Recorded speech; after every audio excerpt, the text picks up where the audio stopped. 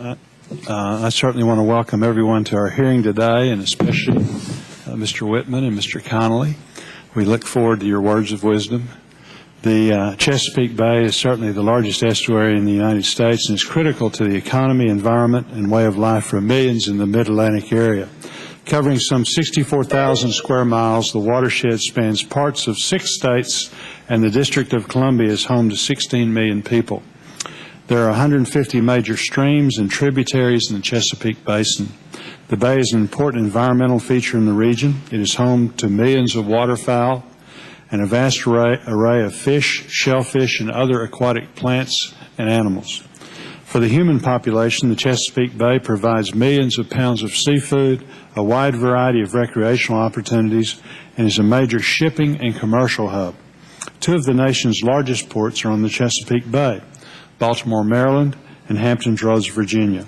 Like many of our nation's watersheds, the Chesapeake Bay is a working watershed with multiple uses and increasing demands. Beginning with colonial settlement until today, land use activities and changes in the watershed have affected the health of the Chesapeake Bay. Public concerns about the health of the bay have been raised since the 1930s. The deterioration of the Chesapeake Bay can be seen in a decrease in water clarity, a decline in oyster and crab populations, and a lack of underwater grasses. There are even areas of the bay that are dead zones where there is not enough oxygen in the water to sustain life. The EPA says the major causes of the bay's deterioration are excess nutrients and sediments coming from farmlands, wastewater treatment plants, and urban runoff. Septic systems and air deposition of emissions from power plants, cars, and trucks also contribute to the degradation. In the next 25 years, an additional 3.7 million people are expected to be living in the Chesapeake Bay watershed. As more concrete and asphalt replaces forests and open spaces, the runoff of nutrients and sediments into the bay will increase. However, it is the same growth and development that provides the economic stability for the region. All producers, including farmers, foresters, fishermen, rely on the water from the Chesapeake Bay watershed for their operations. Most farmers in the watershed have implemented conservation practices and nutrient management plans of water quality goals. If water quality goals are not being met, we have to be careful not to overburden producers with regulations that will yield little or no benefit. Before we create any additional mandatory programs, we have to ensure our producers remain competitive.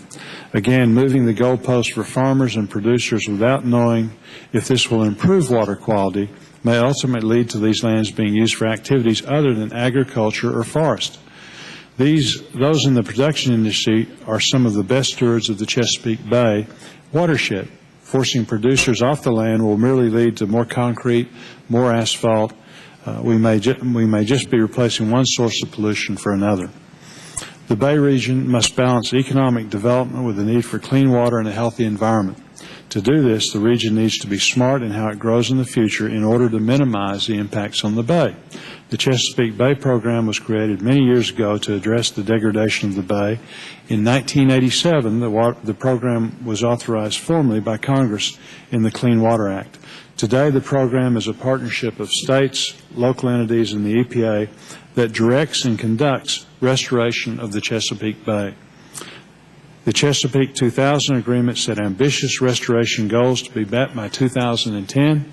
These goals have now been rescheduled, but the states in the watershed are taking proactive steps to reduce nutrient loadings and increase enforcement. There have been some clear successes taking place in our efforts to improve conditions in the Bay.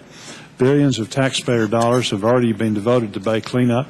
In some cases, this has improved wildlife habitat, bottom habitat, and the tidal wetlands.